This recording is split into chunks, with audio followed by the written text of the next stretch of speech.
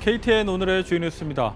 연준의 블러드 총재가 올해 기준금리를 0.5%포인트 인상은 물론 0.75%를 올릴 가능성도 배제해서는 안 된다고 말해 논란이 되고 있습니다. 러시아군이 동부 돈바스로 방향을 선회하며 화력을 집중하고 있는 가운데 그 배경을 놓고 다양한 해석이 나오고 있습니다.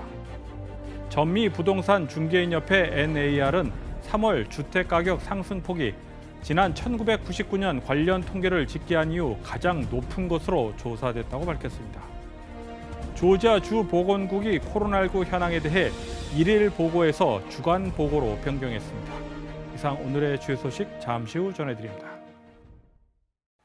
전 세계 인플레이션과 경기 침체가 심각한 가운데 연방준비제도 이사회의 금리 인상에 이목이 끌리고 있습니다. 이런 가운데 연준의 블러드 총재가 올해 기준금리를 0.5%포인트 인상은 물론 0.75%포인트를 올릴 가능성도 배제해서는 안 된다는 발언을 해 충격을 주고 있습니다. 김상은 기자가 보도합니다. 미 중앙은행인 연방준비제도의 제임스 블러드 총재가 지난 18일 외교위원회가 주최한 가상회의에서 연준의 금리 인상이 더 큰 빅스텝이 될 수 있다고 말했습니다. 통상 연준은 금리를 0.25%포인트씩 인상합니다. 하지만 최근 우크라이나 사태 등으로 전 세계적으로 인플레이션이 심각해지자 연준이 0.5%포인트씩 금리를 올리는 빅스텝을 할 가능성도 나오고 있습니다. 블러드 총재는 신속한 금리 인상을 재차 강조하고 있습니다. 그는 이번 외교위원회 가상회의에서는 단번에는 아니지만 연준이 올해 금리를 3.5%까지 빠르게 인상해야 한다고 말하기도 했습니다. 현재 미국의 기준금리는 0.25%에서 0.5% 사이입니다. 금리를 결정하는 연준의 회의는 올해 6차례 남았으며 이때마다 금리 변동이 있을 것으로 보입니다. 다가오는 5월 3일에서 4일로 예정된 연준의 회의는 기존 금리를 0.5%포인트까지 인상할 가능성이 있다고 제롬 파월 의장이 밝힌 바 있습니다. 러시아의 우크라이나 침공으로 전 세계 경제가 불확실성에 흔들리고 있습니다. 연준 관계자들 사이에선 빅스텝 금리 인상으로 중립금리에 신속하게 도달해야 한다는 주장이 지배적입니다.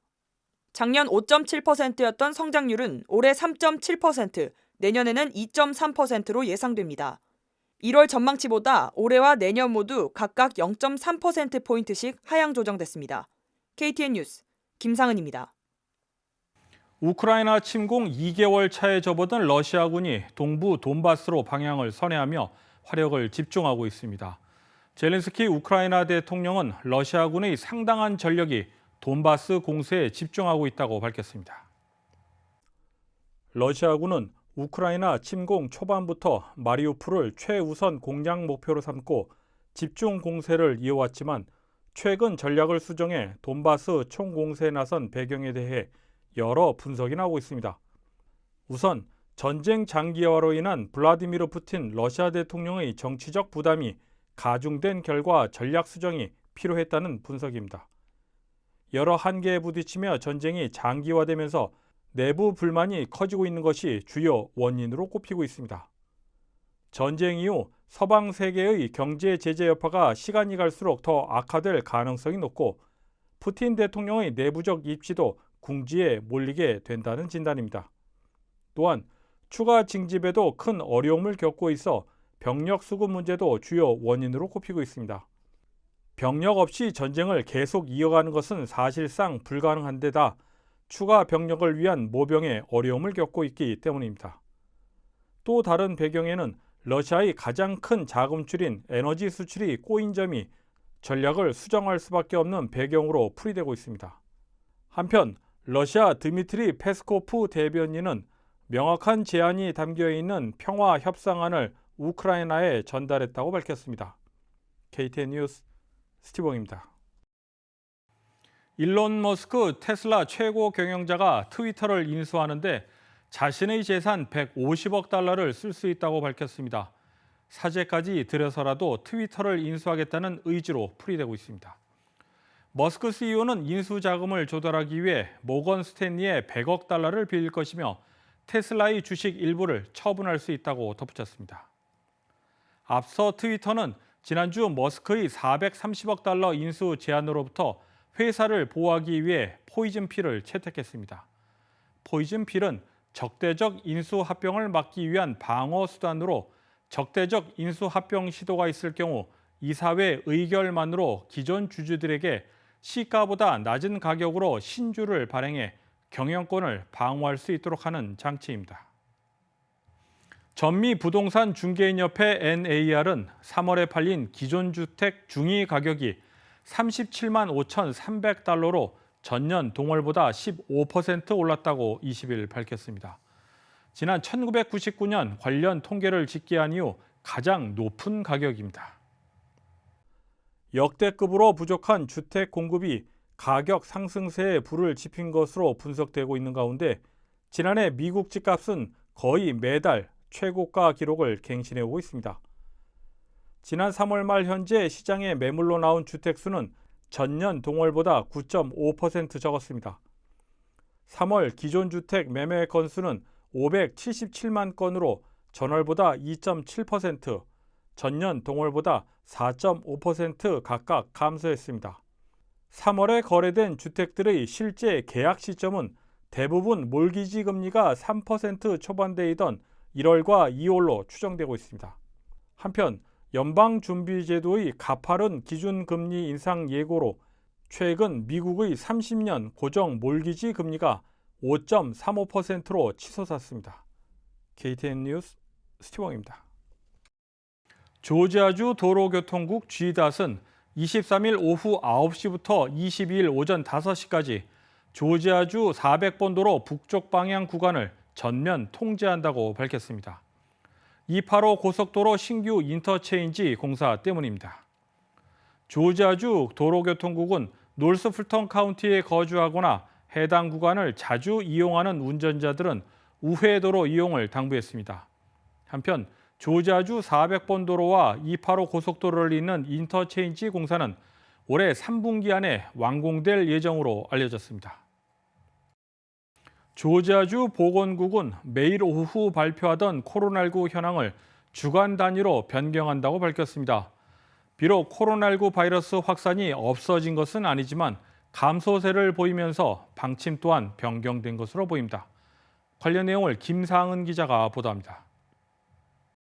조지아주 공중보건당국 DPH가 코로나19 현황 보고를 1일에서 주간으로 전환했습니다. 4월 20일부터 매주 수요일마다 DPH 홈페이지에 게시됩니다. 최근 신규 코로나19 확진자와 백신 접종자가 감소하면서 이 같은 결정을 내렸다고 DPH는 밝혔습니다. 연방질병통제예방센터 CDC의 새로운 지침에 따라 신속 항원 검사일 경우 양성만 보고하고 음성일 경우에는 보고하지 않는다고 밝혔습니다. 다만 PCR 검사일 경우에는 이전과 마찬가지로 양성과 음성 모두 보고합니다. 조지아 공중보건부의 캐슬리 투메이 MD는 주간 보고만으로도 조지아주에서 지속 가능한 대응을 지원할 수 있을 것이라고 말했습니다. 그러면서 DPH의 연구진들이 2년 넘게 조지아주의 코로나19 팬데믹을 낮추기 위해 노력했다며 감사의 뜻을 전하기도 했습니다. KTN 뉴스 김상은입니다.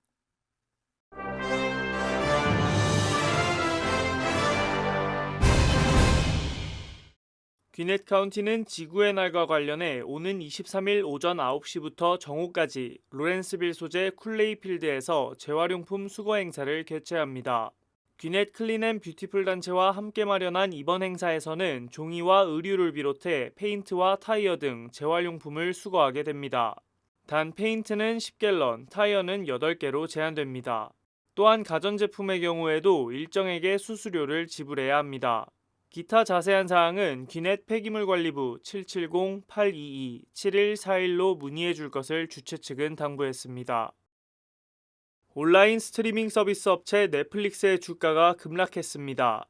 신규 가입자를 비롯해 기존 회원들 수가 점차 감소세를 보이던 중 러시아의 우크라이나 침공 이후 러시아에서 철수하면서 10년 만에 회원 수가 급감한 것입니다.